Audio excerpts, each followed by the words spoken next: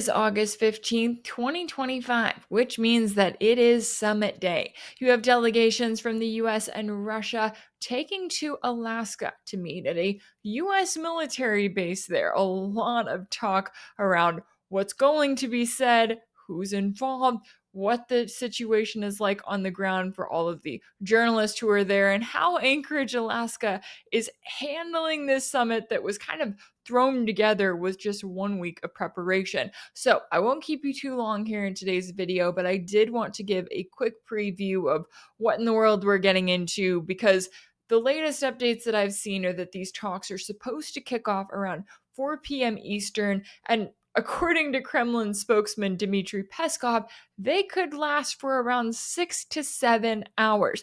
Now, that's not 6 to 7 hours of Trump and Putin talking directly. That's kind of the overall length of this summit that Russia is saying could be the case. It seems like when it comes to those direct talks with Trump and Putin, they're each going to have a couple of aides with them. On Trump's end, it's supposed to be Marco Rubio and Steve Witkoff, according to reports. So I'm already kind of rolling my eyes at that one, that they're getting Rubio in the room there with Putin.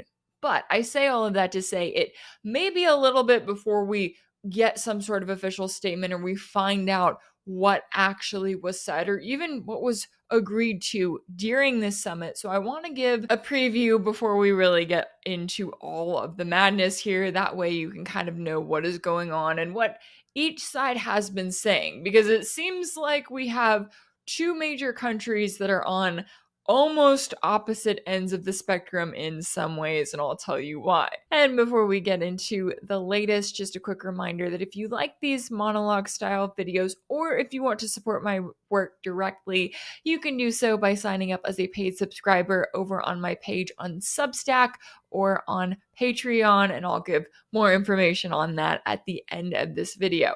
All right, let's get into what's happening over in Alaska. So each side is supposed to send 5 top officials to these talks. On the Russian side, you have reports saying we have, of course, Russian President Putin, Foreign Minister Sergey Lavrov, who has been one of the more vocal ones. We'll get into what he's been up to here in a minute. You also have Russia's defense minister, Russia's finance minister, Kremlin aide Yuri Ushakov, and presidential economic envoy Kirill Dmitriev.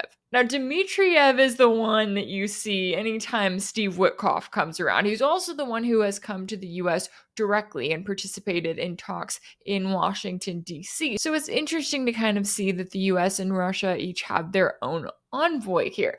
Now, on the US side, this is where it gets interesting because we don't have a confirmed list of the officials that are going to be involved. We assume, obviously, it's going to be Secretary of State Marco Rubio and Trump Special Envoy Steve Witkoff, as well as Vice President J.D. Vance. And I believe that the other 5th official in there would be Defense Secretary Pete Hegseth. And because Trump really never stops talking, we've heard quite a bit from him, including earlier today on Air Force One. He's talked about, what he's expecting to come out of this meeting, and his expectations have changed a little bit in recent days, right? He went from last week talking about all of these deadlines and ultimatums that he was throwing at Russia. Initially, it was a 50-day deadline to end the war. Then it became a 10-day deadline to just make some progress towards ending the war. Then we got this announcement about these talks, and then Trump kind of went into this claim of, we need to see Russia agree to a deal or else there will be quote-unquote severe consequences.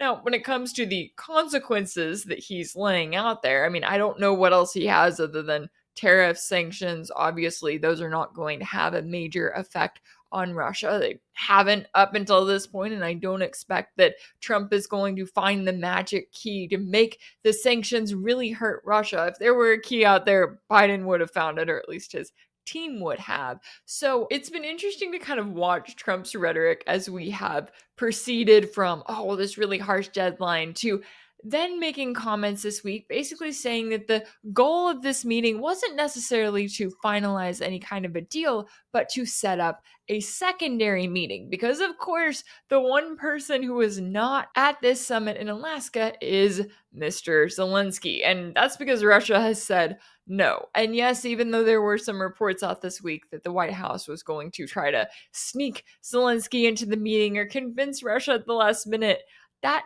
is clearly a non-starter for Russia. That would have caused the Russian delegation, I would argue, to go right back home.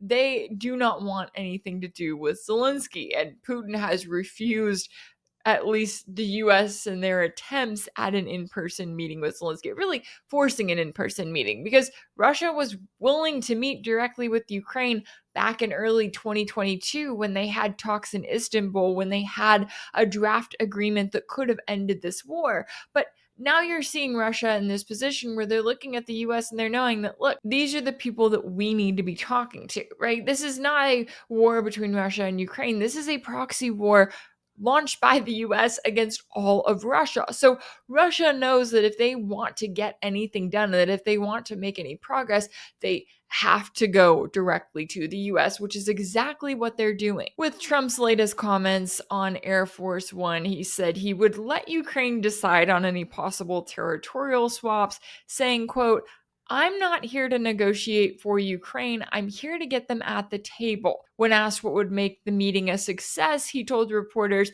"I think to see a ceasefire rapidly. I'm not going to be happy if it's not today. I want the killing to stop." And that's another thing that Trump has spent months trying to force on Russia here, is a full ceasefire with no preconditions. And it's like, why would Russia agree to that?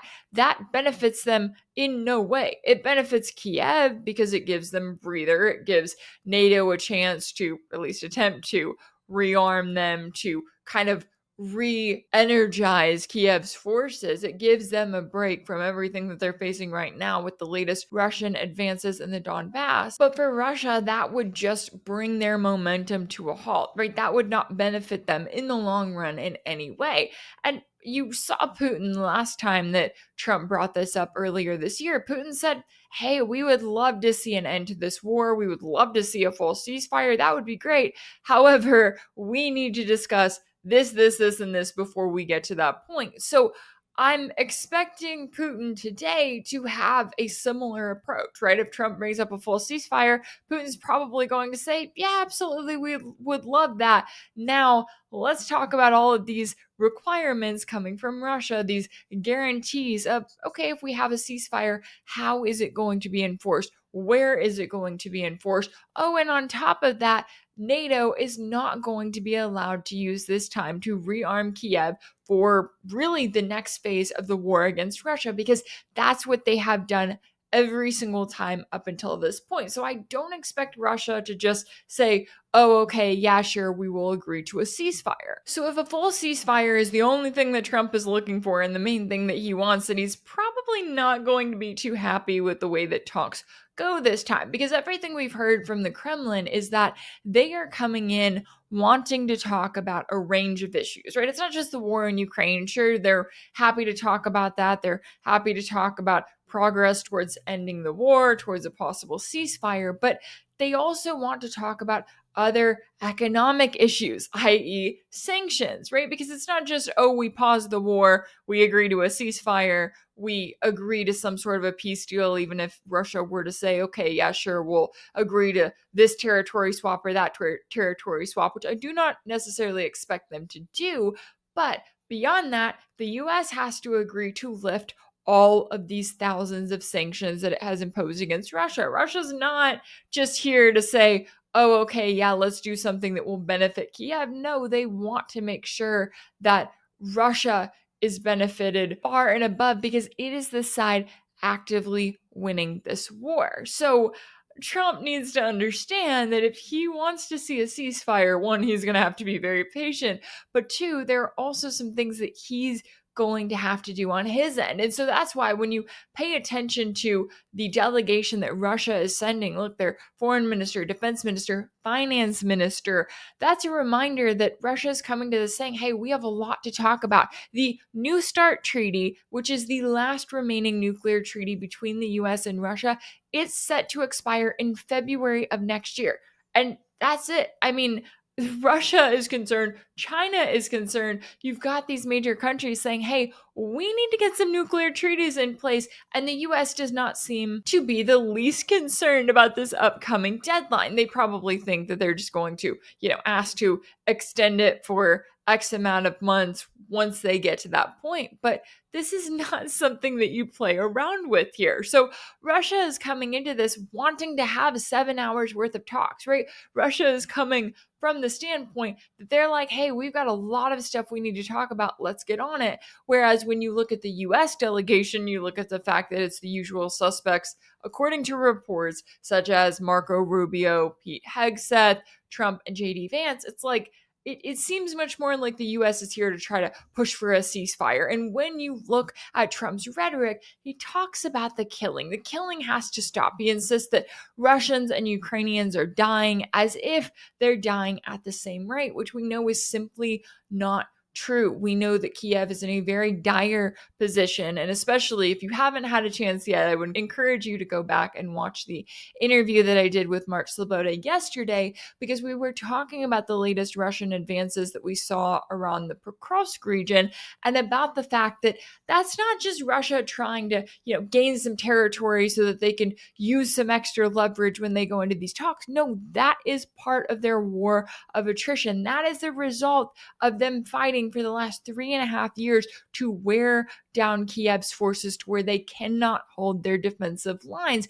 That's what we're going to start seeing a lot more of. And I think that the US knows that. Trump may not be fully aware of that, but I think the US establishment is very aware of the realities of this war, what it means for their proxy. And they're fine with it. They are completely fine with sacrificing Ukraine in this overall proxy war against Russia in an attempt to weaken Russia as a key pillar of the multipolar world.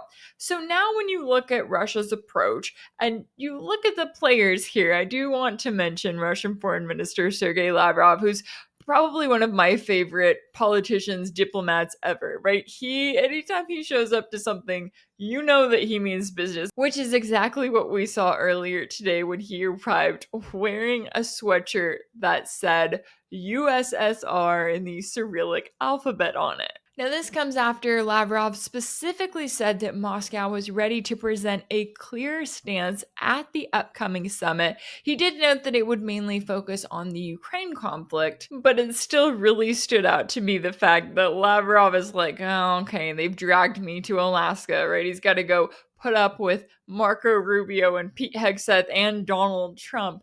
And really sit across from the side. Well, yes, this is not the Biden administration. I mean, it's still the representatives for the country that is actively waging a proxy war against Russia, that is actively attacking Russia, that has refused all of Russia's attempts in past years to try to sit down and to work things out, right? To try to act like grown-ups and to say, hey, we don't want World War III. The US has refused it at every single step. And while, yes, this is the Trump administration, they're not the ones who launched the latest phase of this war against Russia. They are the ones who have kept it going. This is Trump's war in Ukraine. And no matter how much he talks about wanting the killing to end, or no matter how much he did talk about his promises to end the war in Ukraine in 24 hours, he has continued support for Kiev. He has continued his end of the bargain. So when it comes to what we're likely to see from today's talks, I'll be the first to say I'm not expecting a deal to end the war in terms of it's going to happen immediately. I could see a potential agreement in the sense that they say, hey, we had great talks, right? Both sides come out saying it's positive. They say that they have a list of steps that they agreed to eventually end the war. Now, in terms of what Russia is going to agree to, that's probably what I'm paying the most attention to, right? Because Russia has been very clear about the fact that they have not only Crimea, but these other 4 additional regions, Donetsk and Lugansk in the Donbass, as well as Kherson and Zaporozhye. Those 4 regions voted in referendums back in 2022 to join Russia. And you have Russia in this position where they said, hey, we took these 4 regions. They are now part of our constitution. We need international recognition for that. Okay, maybe need isn't the word, but we require international recognition in order to make a settlement to end this war. But there's a lot more to it because Russia has talked for so long about requiring that Kiev be a neutral state, right? Requiring that Kiev not be wholly propped up by NATO, which is why you've seen reports that Russia is going to require some sort of elections, essentially require a new government in Kiev. I don't know how much they're going to directly push for that. They could push for it from the angle of the fact that Zelensky has overstayed his term in office by more than a year. Therefore, he is not the legitimate leader, i.e., another reason why Russia does not want him to be at the table, because they're reminding the world, hey, we do not see this guy as the legitimate president of Ukraine. But beyond that, I'm very curious to see what Russia really pushes for here, because of course Trump is going to come in and just say, oh, blah, blah, we want a ceasefire. But I think it's going to be up to the US delegation to decide what they really want to get out of this summit. Because as I was saying earlier, Russia is coming into this ready to have 6 to 7 hours of talks on a range of topics. Does the US, that being Trump and Vance and Rubio and Hegseth and Witkoff, do they want to make the most of that? Do they want to have these talks, maybe to be educated a little bit on what some of these Russian officials have to say? Do they actually want to pursue an end to this war? Or do they just want a photo op? Do they want to shake some hands and smile for the camera and say that they called for a ceasefire, that they called for, Zelensky to be present at the second meeting? Are they going to take these talks seriously whatsoever? Because as we get into the official talks and as we wait however many hours they last to see what statements are going to be released by each side, whether we get any kind of deal framework for an agreement or nothing at all, that's what I would argue that everyone should be talking about. If anything in this video resonated with you, be sure to like it, share it with your friends, leave a comment. And as always, don't forget to subscribe. And if you want to keep up with all of my work, make sure that you're subscribed to my page on Substack.